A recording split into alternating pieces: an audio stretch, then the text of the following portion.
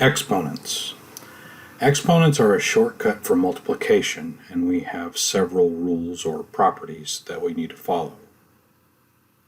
First, this is how an exponent works. If I have 4 to the 6th power, that's 4 times 4 times 4 times 4 times 4, 6 times, which is 4096.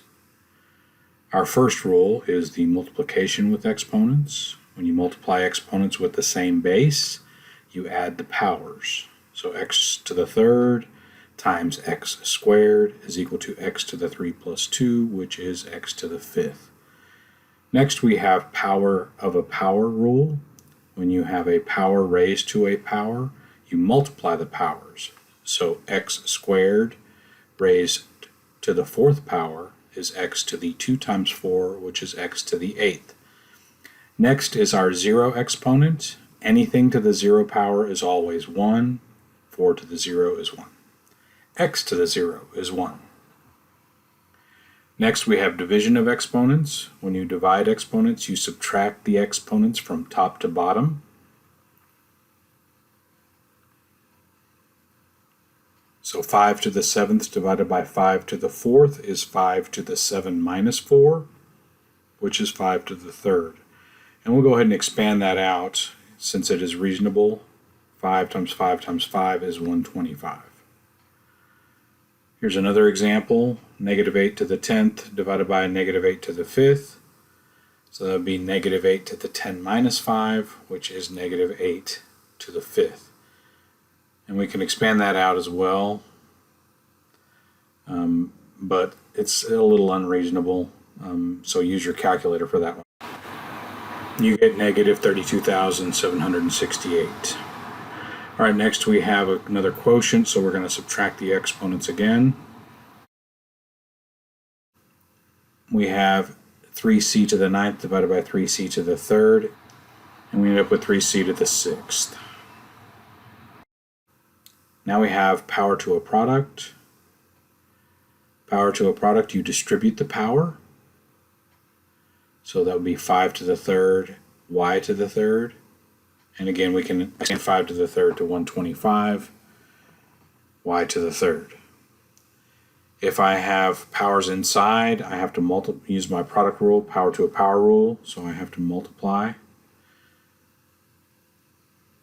As you can see in this example, I'm raising each of those items to the 4th power and then multiplying the powers.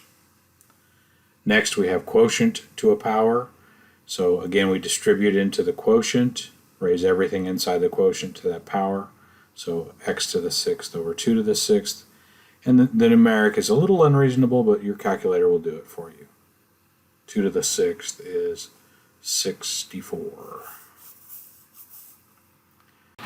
Another example of power of the quotient, got to distribute the power in, and I have a power to a power, so I'm going to multiply the powers. A to the 4th raised to the 3rd is a to the 4 times 3, which is a to the 12th, and b to the 3 times 3 is b to the 9th. In the next example, we have another power of the quotient, and I'm only going to demonstrate that part of it. You should reduce this one at the end, but I did not. So you can see I'm raising everything to the 2nd power, and then I've got to use my power of the power to a power rule, and that gives me rs to the 6th over r to the 8th, and I did not complete that one. All right, next we got to use our negative exponent rule, and negative exponent means reciprocate.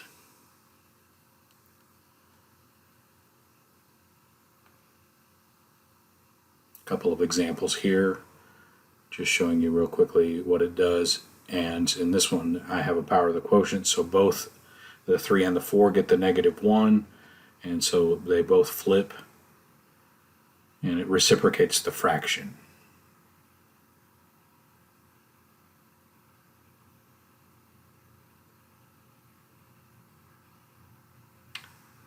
And here's an inversion property which just does what we just said, but instead of doing your power to a quotient, you can just invert the fraction when you have a quotient raised to a negative exponent.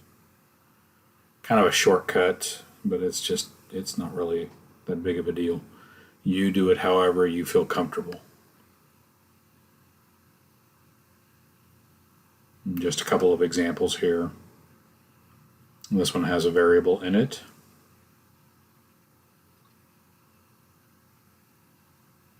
And I'm demonstrating it by flipping it and then doing the power of the quotient, and that's the way this property works. But again, if you feel more comfortable doing it the other way, that's okay as well.